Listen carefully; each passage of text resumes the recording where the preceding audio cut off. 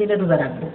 পর থেকে শুরু করেছেন, একদিন হলো, দুদিন হলো, তৃতীয় দিন ঈদের দিন, আর ঈদের দিনে রোজা রাখা হারাম। কি করবেন? কোরআন বলছে মান্নত পুরো করো। বুখারী শরীফ 2য় খণ্ড 992 নম্বর পৃষ্ঠার হাদিস বলছে ও দিনে রোজা রাখা হারাম। কি করবেন? মুফতি সাহেব দেখে নিচ্ছেন 992 নম্বর পৃষ্ঠার উপর থেকে প্রথম লাইন থেকে হাদিস বর্ণিত। হযরত ইবনে ওমরকে মশলাটা জিজ্ঞাসা করা হয়েছিল। সাহাবী ইবনে ওমর ওনাকে জিজ্ঞাসা করাচ্ছে, হুজুর কেউ মান্নত মেনেছে যে আমি প্রত্যেক মঙ্গলবারে কিংবা প্রত্যেক বুধবারে রোজা রাখবো, সেই দিনে ঈদের দিন পড়ছে, কারো কি করবে? হযরত ইবনে ওমর বলছেন কোরআন তো বলছে মান্নত পুরো করো, আর হাদিস বলছে ঈদের দিনে রোজা রাখা হারাম। তো যিনি জিজ্ঞাসা করলেন উনি বললেন হুজুর তো করবোটা কি? ইবনে ওমর বললেন কোরআন তো বলছে মান্নত পুরো করো, হাদিস বলছে ঈদের দিনে রোজা রাখা হারাম, বুখারী শরীফের হাদিস। হুজুরটা করবোটা কি? বলছে কোরআন বলছে মান্নত পুরো করো, আর হাদিস বলছে রোজা রাখা হারাম। বলছে হুজুর কি করবো? বলে জালাস নিতেন বাড়ি যাই।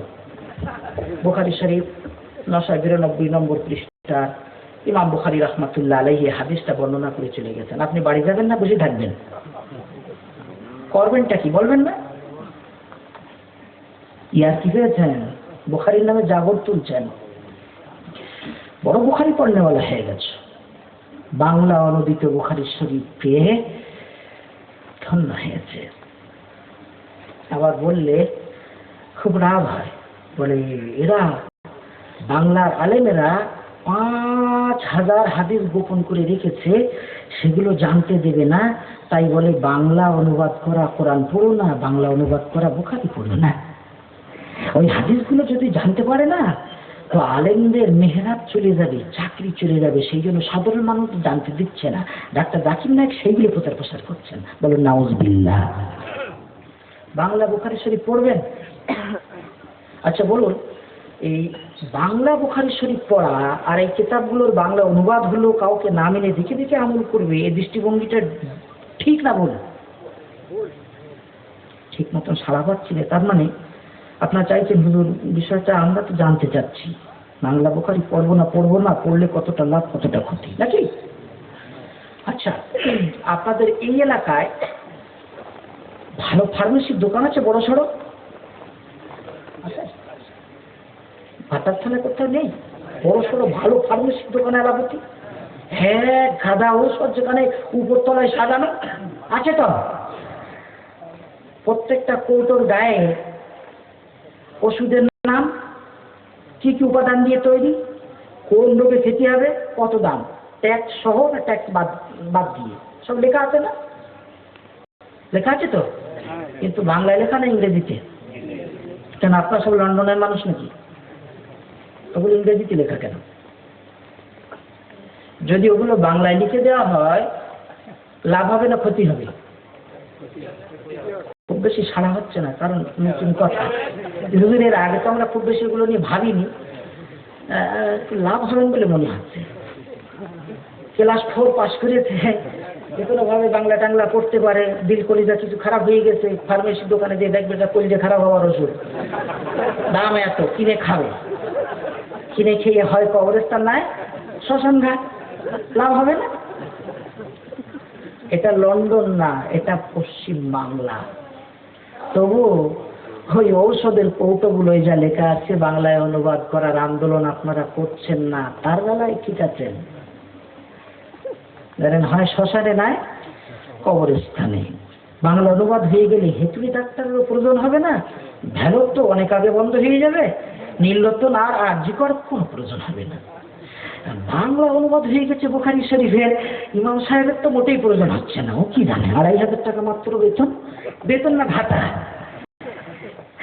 ইমাম সাহেবের 2500 টাকা ভাতও কি জানে?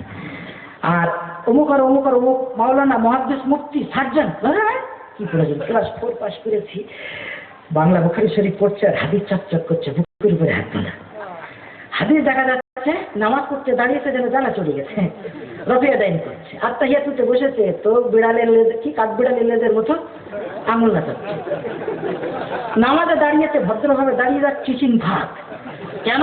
বুখারী শরীফে আছে। বুখারী শরীফে যারা ব্যাখ্যা লিখলো, টিকা লিখলো, তারা কি এগুলো দেখতে পেল না? বাংলা অনুবাদে খুব দেখতে পেয়েছে।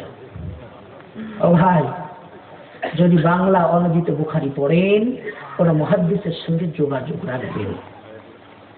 আমি বলবো না বাংলায় বুখারী পড়া হারাম, তবে বাংলা অনুদিত বুখারী পড়লে কোন মুহাদ্দিসের সঙ্গে যোগাযোগ রাখবেন যে হুজুর এই তো বুখারীতে এরকম দেখছি লেখা আছে, আর আমরা পরিবেশে তো সেটা দেখতে পাচ্ছি না, সত্য সত্যি কি আপনার আলমেরা 5000 হাদিস গ্রহণ করে রেখেছেন না কি ব্যাপার? ব্যাখ্যাটা কি? মানুষের বিবেক প্রসূত সংবিধান বোঝার জন্য উকিল ধরার প্রয়োজন হয়, আর হাদিসের বিশ্বকোষ সহিহ বুখারী জানার জন্য কোন মুহাদ্দিসের লেজ ধরার প্রয়োজন হবে না। মাস্টার সাহেব পদস্খলন হচ্ছে। আর এই বাংলা বুখারী শরীফ পাওয়ার পরে এক মাস্টার সাহেব ব্যাগের ভিতর থেকে বার করেছে বাংলা বুখারী শরীফ, বার করে বলছে হুজুর এই জায়গাটা বুঝে আসছে না। মাস্টার সাহেবের ভাবভঙ্গিমা দেখি আমি তার সঙ্গে কথা বলছি, আর আমার মনে পড়ছে সেই চড়ুই পাখির কথা, রাজার ঘরে যে ধান আছে আমার ঘরেও সেই ধান আছে। গল্প শুনেছেন না? রাজামশাই সে টাকার কয়েনগুলো ছাদের উপরে শুকানোর জন্য ফেলেছিল, ও চড়ুই পাখি বেটা একটা কয়েন চুরি করে নিয়ে গাছের ডালে নিজের বাসায় বসে গান ধরেছে, রাজার ঘরে যে ধান আছে আমার ঘরেও সে ধান আছে। বাংলা বুখারী শরীফ চক চক করছে চন্দ্র সূর্যের মতো। ইমাম আবু হানিফার ঘরে যে ধান আছে আমার ঘরেও সেই ধান আছে। হ্যাঁ, বাংলার অমুক মাদ্রাসার অমুক শেখুল হাদিসের ঝোলায় যে ধান আছে আমার ঘরে সে ধান আছে। এর নাম হচ্ছে ফুটপাতে শুয়ে অট্টালিকার স্বপ্ন। ভুল হচ্ছে ভাই সকল, এটাই হচ্ছে আমাদের মূল রোগ।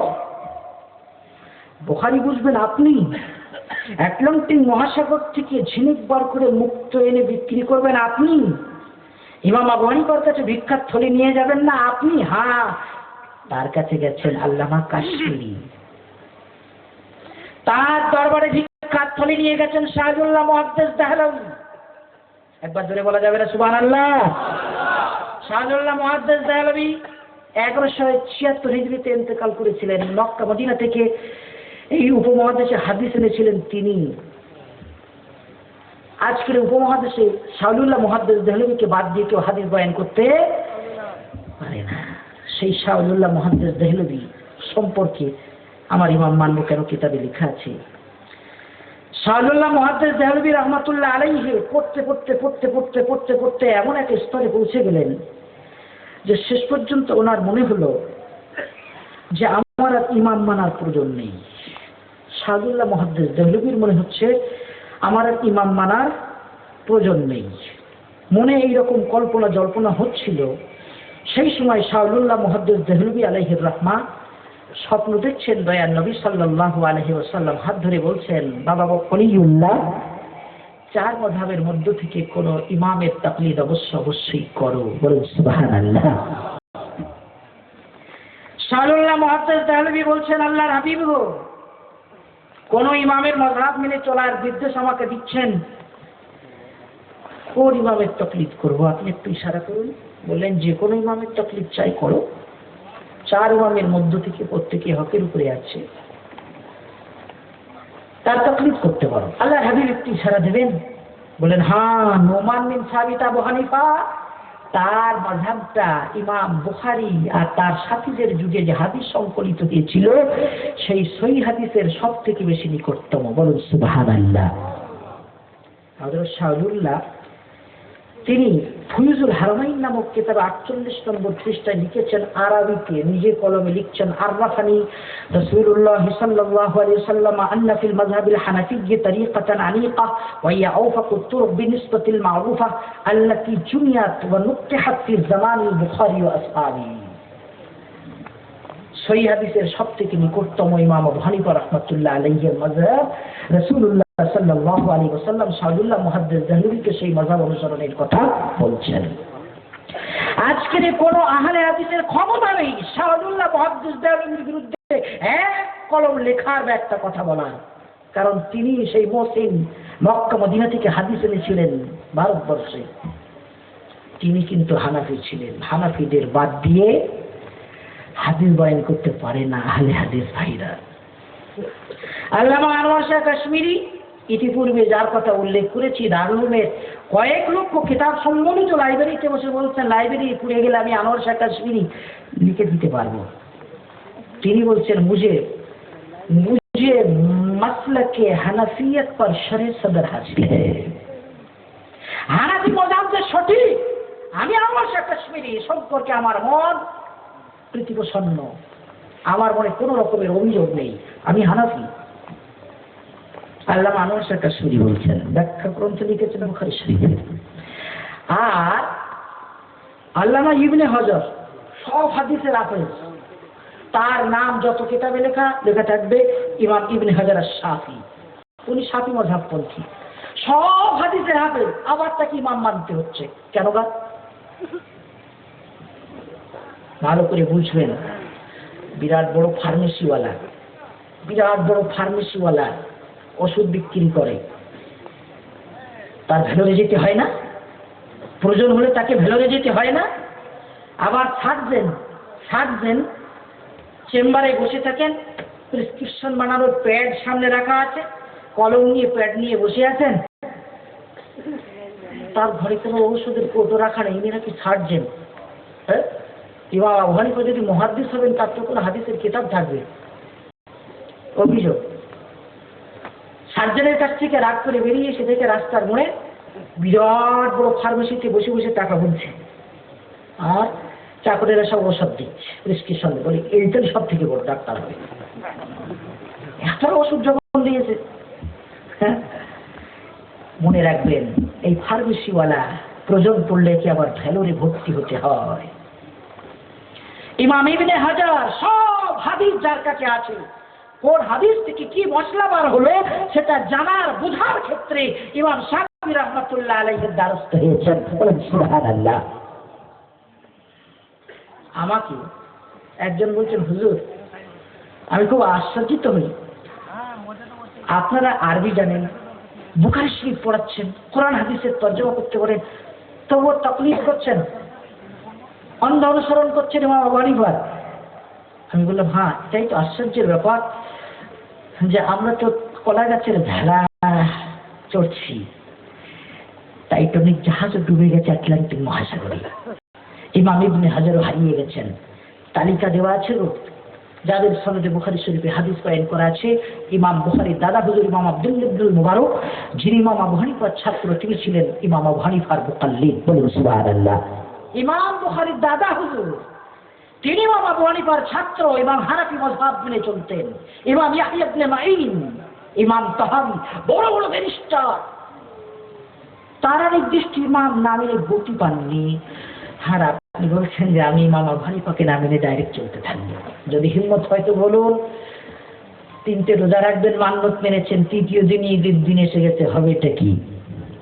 বুখারী মেনে চলবেন, হাদিস মেনে চলবেন? জবাব দেন।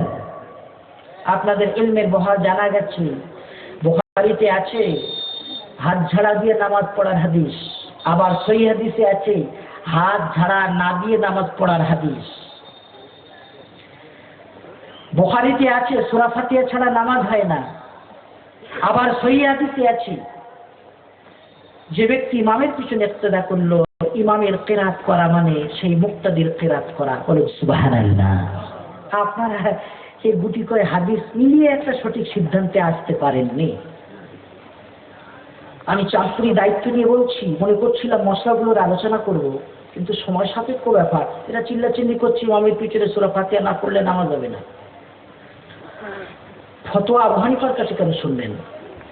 নাসিরউদ্দিন চাঁদপুরির কাছে কেন শুনবেন? তিরমিজি শরীফ 71 নম্বর পৃষ্ঠা বার করে দেন।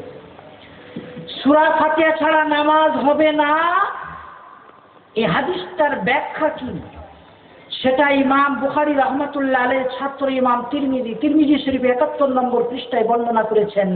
ইমাম তিরমিজি নিজের কথা বলেননি। ইমাম তিরমিজি বলছেন, ইমাম আহমদ ইবনে হাম্বল, যিনি 10 লক্ষ হাদিসের হাফেজ, বলেন সুবহানাল্লাহ। ইমাম আহমদ কত হাদিসের হাফেজ? আর বুখারী শরীফে কত হাদিস আছে? 7000। ডবলগুলো বাদ দিলে 4000। ইন্নামাল আমালু বিন্নিয়াত প্রথম হাদিস বুখারীতে 7 জায়গায় আছে। যদি 7 বারই ধরা হয় 7275টা হাদিস। 7000 ধরে নিলাম। আর ইমাম আহমদ 7000 না, 7 লাখ না, কলা হাদিসের হাফেজ 10 লাখ হাদিসের হাফেজ। জাইলু তাযকিরাতুল হুফাজ কিতাব ইমাম আহমদ ইবনে হাম্বলের জীবনীতে লেখা আছে। ইমাম তিরমিজি বলছেন ও আম্মা আহমদ ইবনে হাম্বল ফাকালা, সেই ইমাম আহমদ ইবনে হাম্বল বলেছেন মানা কাউলিন নবী সাল্লাল্লাহু আলাইহি ওয়াসাল্লাম, আল্লাহ রাসূল সাল্লাল্লাহু আলাইহি ওয়াসাল্লামের এই হাদিসের মানে লা সালাতা লিমান লাম ইয়াকরা বিফাতিহাতিল কিতাব, সূরা ফাতিহা না পড়লে কোনো মানুষের নামাজ হবে না। এর মানে ইযা কানা ওয়াহদাহু, যখন মানুষ একা একা নামাজ পড়বে সূরা ফাতিহা ছাড়া নামাজ হবে না। এই হাদিসটা তার জন্য প্রযোজ্য, বলুন সুবহানাল্লাহ। ওয়াহতাজ্জা বিহাদিসি জাবির ইবনে আব্দুল্লাহ, ইমাম আহমদ ইবনে হাম্বল সাহাবী জাবির রাদিয়াল্লাহু তাআলা আনহুর হাদিসকে দলিল স্বরূপ পেশ করেছেন। হাইসু ক্বালা, হযরত জাবির বলেছেন, সাহাবী ফতোয়া দিচ্ছেন, মান সাল্লা রাকাতান, কেউ যদি এক রাকাত পড়ে, লাম ইয়াকরা ফিহা বিউম্মিল কুরআন, আর সেই রাকাতে সূরা ফাতিহা না পড়ে, ফালাম ইউসাল্লি, তার নামাজ হবে না। ইল্লা আন ইয়াকুনা ওয়ারাআল ইমাম, তবে যদি ইমামের পিছনে হয় তো বিষয়টা ব্যতিক্রম, বলেন সুবহানাল্লাহ। কে ফতোয়া দিচ্ছেন? আল্লাহর হাবিবের সাহাবী জাবির রাদিয়াল্লাহু তাআলা আনহু বর্ণনা করছেন সনদ দ্বারা ইমাম তিরমিজি, আর সেটা দ্বারা আবার দলিল পেশ করছেন ইমাম আহমদ ইবনে হাম্বল, 10 লক্ষ হাদিসের হাফেজ। আর ইমাম তিরমিজি শেষে আবার নিজের সনদ মিলিয়ে হযরত জাবিরের ফতোয়াটা বর্ণনা করার পরে বলছেন হাযা হাদিসুন হাসান